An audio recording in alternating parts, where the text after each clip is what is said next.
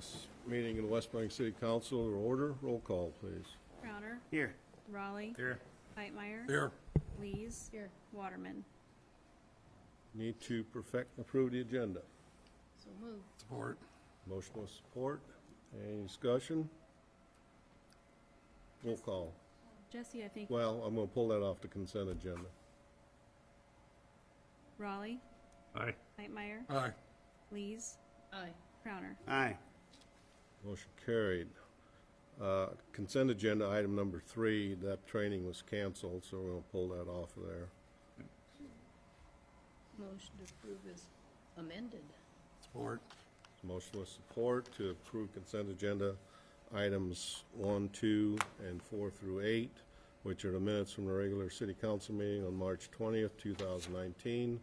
Approve a liquor license renewal for Uncle Ronnie's Bar and Grill.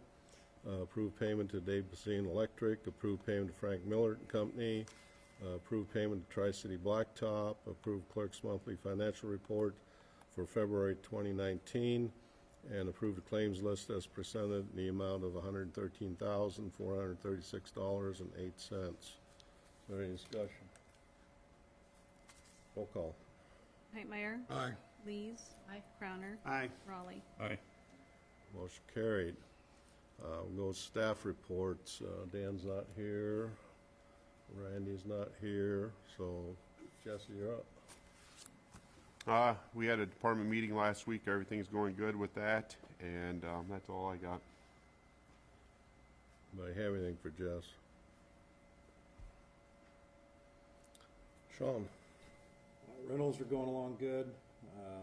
As far as getting them all caught up, I'll have them all caught up by the end of this month. I've got about 30 left out of the 60 that I started with for the year. And then on the fire side, we've run 180 calls to date. The last couple of weeks, we've had a couple fires, both here in West Burlington and then assisting Burlington on mutual aid.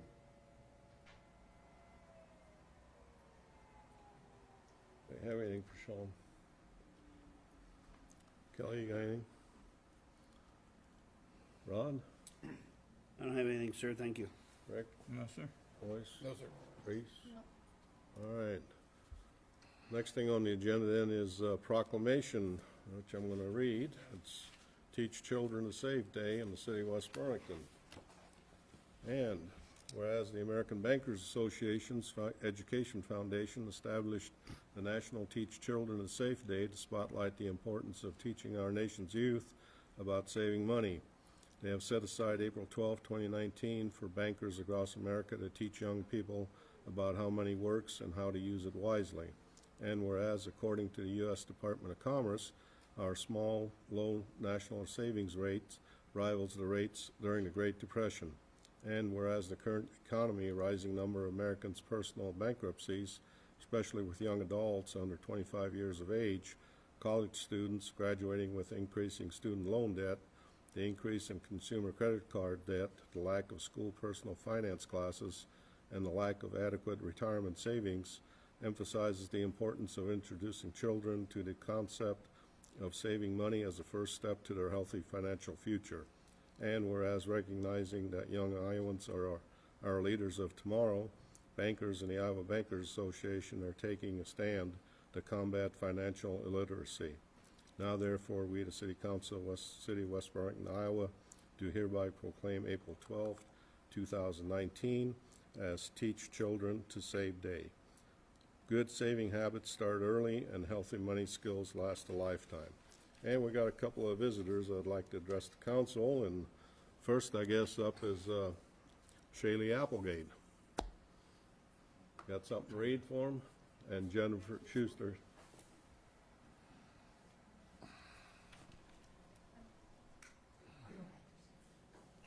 Kaylee's representing the West Kids Burlington. Bank at the elementary school.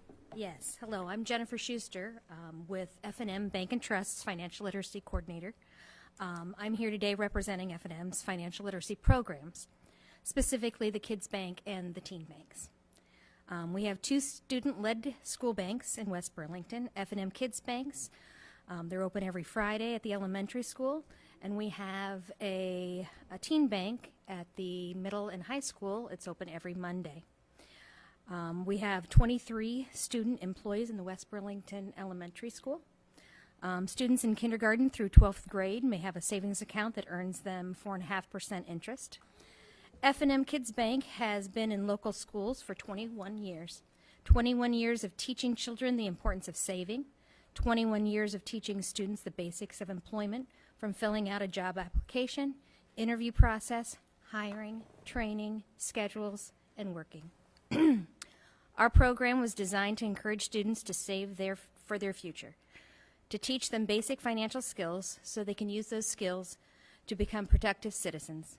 We want to teach students that regardless of what their futures holds, each one of them will need to know how to navigate the financial world. Annually, the American Bankers Association's Education Foundation asks to have one day set aside to spotlight the importance of teaching. So thank you very much for making the proclamation for April 12th. Today I've got some students. This one's Kylie Applegate, and she knows at least one person on the Yeah. So don't be intimidated by Grandpa.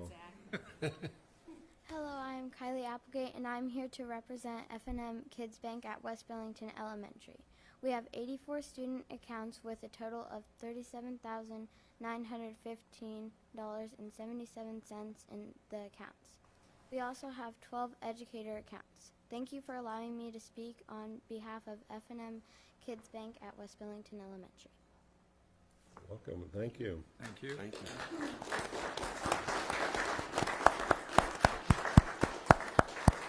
And the next one to speak is Madeline Blakeman. She Correct. represents the teen bank at the high school.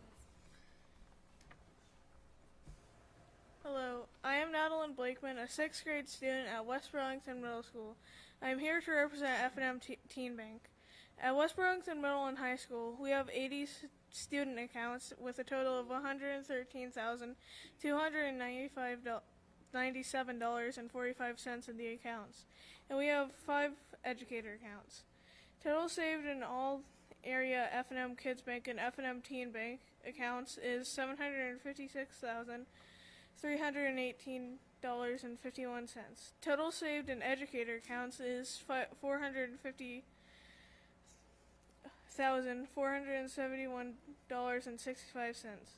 Thank you for allowing me to speak on behalf of F&M's educational accounts.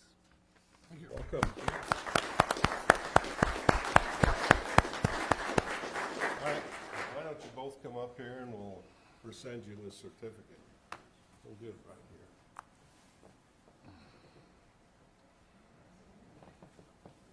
Turn around, let's get in front of the Oh, no, you don't need to get us council members. You can get this one in it.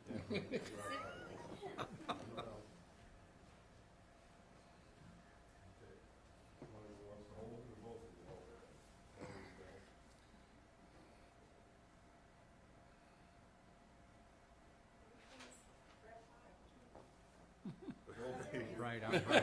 I'm right here. Grandpa's hiding.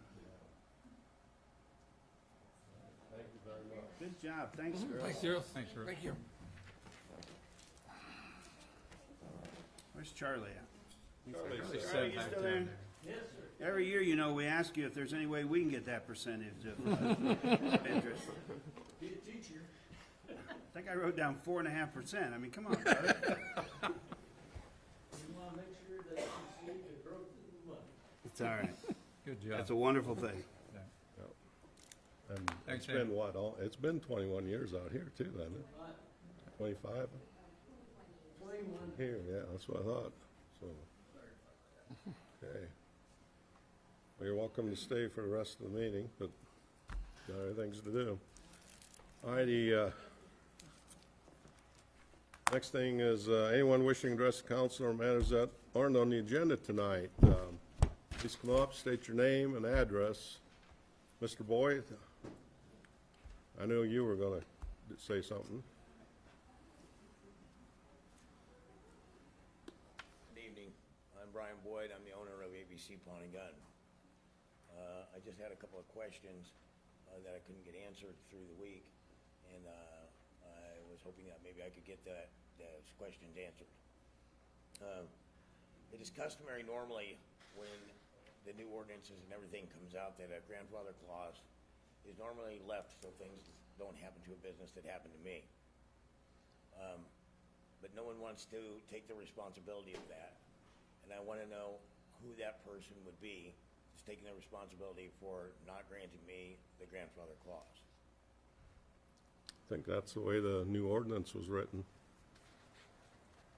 I think Right, but- I think you understand that the problems that we've been having with your business and with you, that something needs to be done. Well, I nothing. mean, right now, I've driven by that every day, probably for the last, drive by it just about every day, and Yeah. you still have an inoperable vehicle sitting there. That's sitting right out in front, that should have been moved months ago.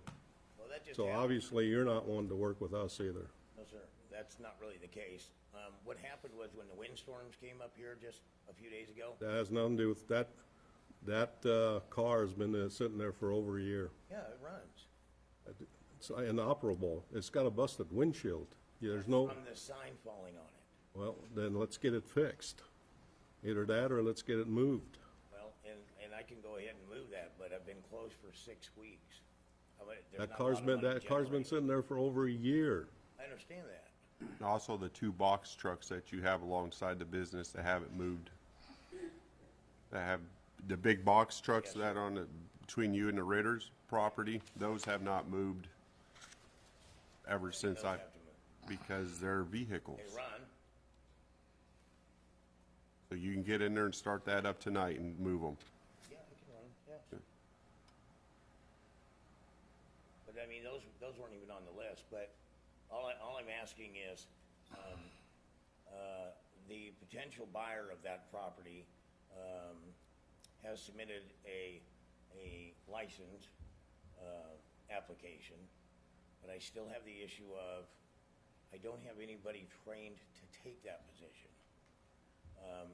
And obviously, this takes a while to get sorted out, and it puts me in a really funny situation. So I got someone who's willing to buy the place, someone who's willing to put their license in their name, but I can't show them exactly how to do anything.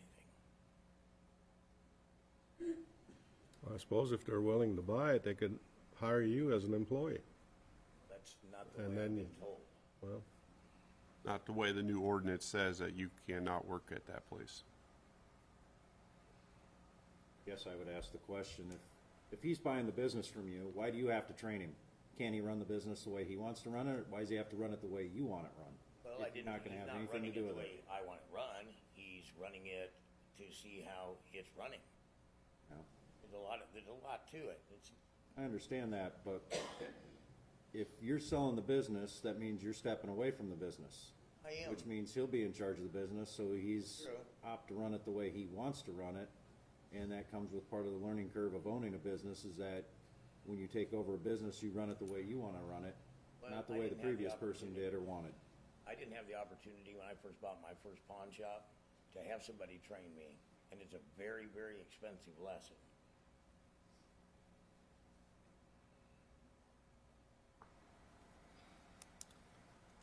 all I can just tell you is, if you don't agree with that ordinance, you know, there's a legal way to go about it. Okay, so And you- until it gets struck down, it's an ordinance. Thank you.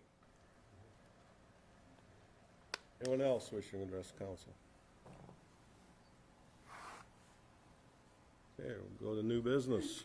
Item number 1 is to consider payment to Snyder and Associates for engineering services related to lift station replacement project in the amount of $2,490.94. So moved. Support. A motion with support. Is there any discussion? Roll call. Lees, Aye. Crowner, Aye. Raleigh, Aye. Hightmeyer. Aye. Motion carried. Item number 2 is consider payment to Snyder Associate Services. That's the next one. That's the third one. That's the third one. Well, that's what I got. I know, but there's another in here. Yeah, that'll be the last one, the third one. Item 2 is consider payment to Snyder Associates Engineering Services related to the Lures Park sponsored project, the amount of $2,825. Support. Motion with support. Any discussion? Roll call. Crowner, Aye. Raleigh. Aye. Hightmeyer. Aye. Lees. Aye. Motion carried. Item number 3 is consider payment to Snyder Associates for engineering services related to wastewater treatment plant improvements in the amount of $4,550. So move. Support. Motion with support. Any discussion? Roll call. Raleigh. Aye. Hightmeyer. Aye. Lees. Aye. Crowner. Aye. Motion carried. Item number 4 is consider replacement of fire station garage doors and the openers in the amount of $8,888. Motion approved. Support. Motion with support. Any discussion? Do you have a line item you're taking that out of? I talked this over with Dan and Leslie, and we'll probably end up having them in. It's not something we had planned for, but we've had issues with doors 1, 2, and 5.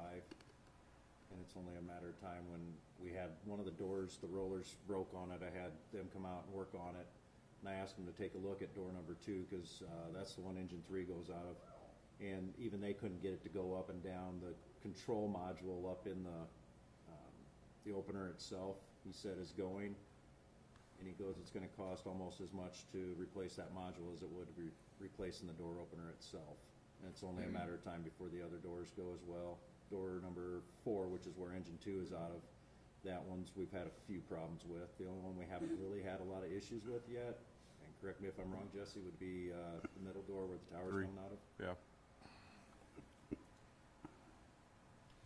Any other discussion?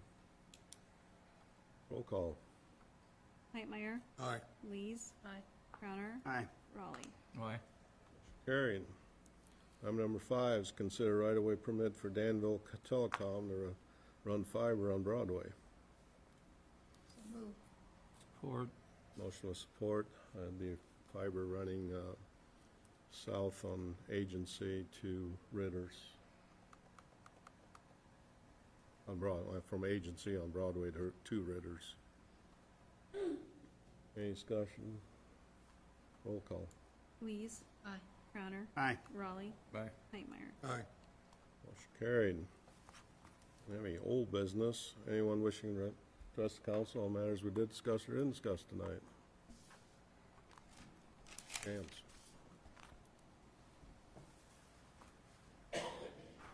Good evening, Mr. Mayor, council members. Ryan Drew, business rep with Operating Engineers 16452 Highway 34. I hope you received my correspondence to the council here this week, and as one of the council members pointed out, just who am I guess, and why any of that conversation would be relevant in this discussion. So I was elected to serve as the president of the Des Moines Henry County Labor Alliance, and we represent quite a few members that live in this community. We're much like any other organization in this community that represents the interest of that group. The people that make up our group are the working men and women in this community. I think it's very relevant. Hopefully you do too. Here locally in the community, we've helped out just out at the Toys for Tots drive over $17,000 over the last 4 years that we've collected and donated. You go to the Mississippi Valley Veterans Memorial. When that was trying to get off and be constructed, you know, we went out there, volunteered not only our time, but a lot of money financially into that project. You know, we also put on a partner with the National Guard every year to show kids what blue-collar jobs are in our community so we can try and retain those jobs. Because we all understand, anybody that goes to an economic development meeting understands the livelihood in these communities depends on us being able to retain and attract our youth staying in these communities. Otherwise, all of our taxes are going to be in a huge problem. So hopefully that's enough to give me, I guess, a little bit of credit to be here tonight to address the council. I do just live north of your border, so I'm not in the city itself, but as a representative of a business and serve as the president of the organization here, hopefully you'll take my words for what they're worth, I guess. So 2 things that I see here tonight. We're talking about Teach Children to Save Day, and Mayor, you rattled off those statistics. That should scare anybody in this audience. One, we need to teach our youth, obviously, to save, which sounds like they're doing a great job. But we also have to acknowledge that the jobs that were 20 years ago in our communities that supported these families are not here anymore. So if you ask why we're outside tonight, there's a perfect example.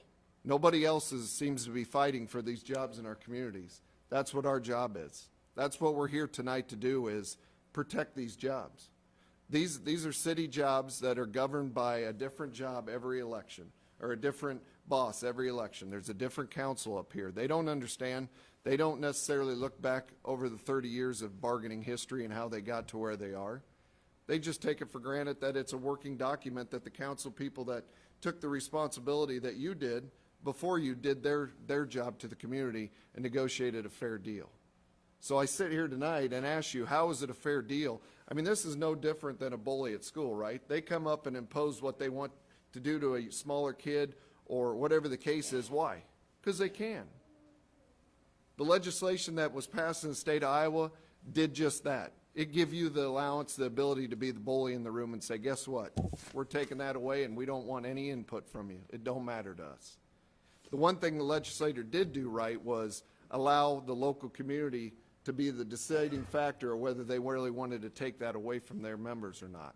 And I'm guessing that was done so because not every community in Iowa are there going to be people outside of city council meetings saying, you know what, this isn't right. This isn't what makes our community strong. It's not right. So again, I'm asking for your support for the men and women that I represent.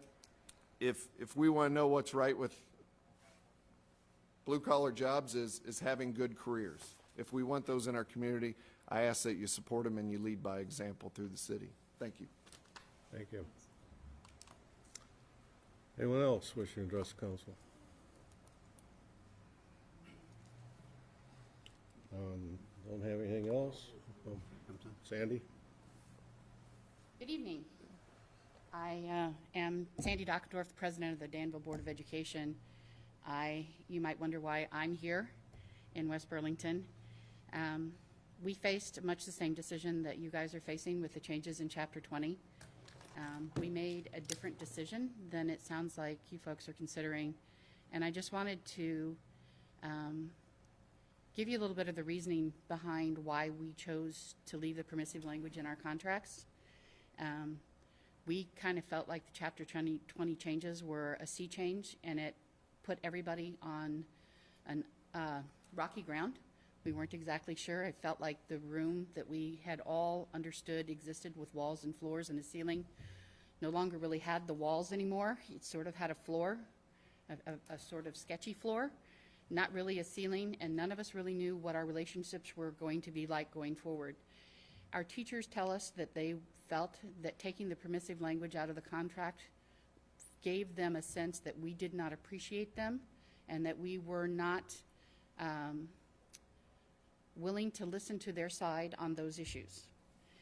We took that into consideration and realized that in order for us to be successful as an organization, we needed those teachers, we need good teachers, and we wanted to make sure that they understood that we appreciated them. In the final analysis, the one question that we asked of ourselves when we made the decision that we did was, what of that permissive language did we specifically want changed? And if there was nothing there, then what was the point in ruining a trusting relationship between essentially the administrators and the board and our teachers? And there was nothing there that we perceived needed to be changed, and therefore we chose to leave it as is, and in fact signed a 3-year contract with our teachers. I am hoping that our example will give you pause to think through the process that you're looking at now, and that's all I have to say. Thanks. Thank you. Anyone else? Will entertain a motion to adjourn. So moved. Second? Support. Motion with support. All those in favor? Aye. Meeting's adjourned. Thank you.